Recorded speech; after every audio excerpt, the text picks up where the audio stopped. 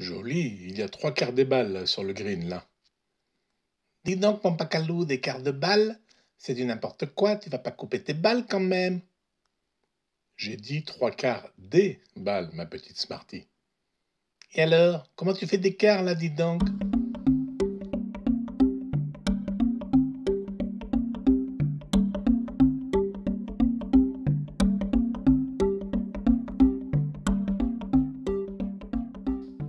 Eh bien, regarde.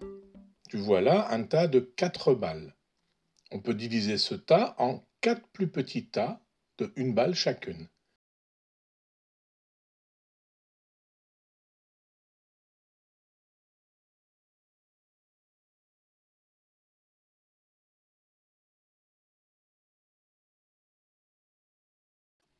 Ton grand tas contient 5 balles, ça marche pas ton truc. Mais oui, tu as raison. On ne peut pas diviser 5 balles en 4 tas de même taille. Quand on parle de quart de quelque chose, il faut pouvoir diviser en 4 tas ce quelque chose.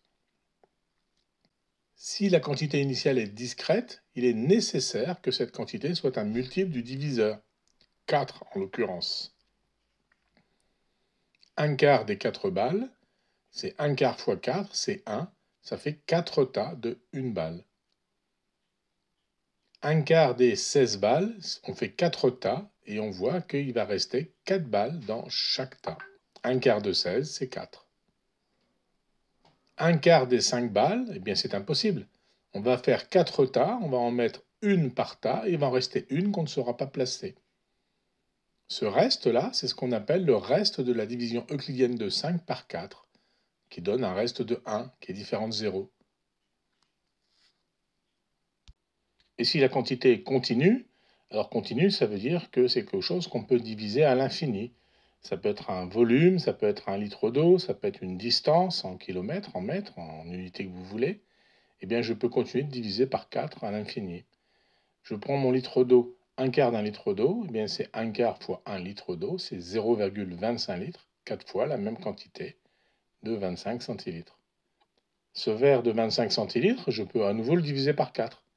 Un quart de 25 centilitres, c'est 6,25. 25 divisé par 4. J'obtiens des plus petits verres de 6,25 centilitres et je peux continuer comme ça en divisant par 4 à chaque fois. Oui, bon, en entendant, il y a bien 3 balles sur le green.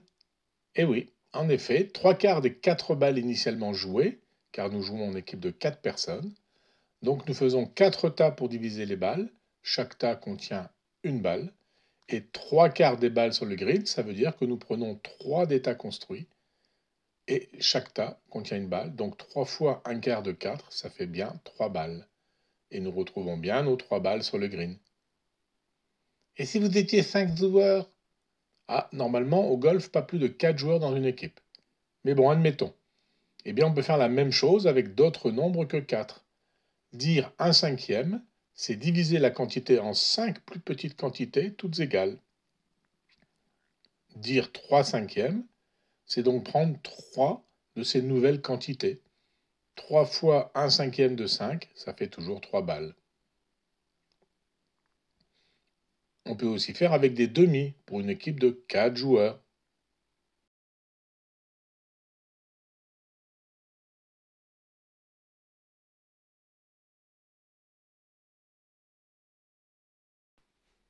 Ou avec des septièmes s'il y a 14 joueurs.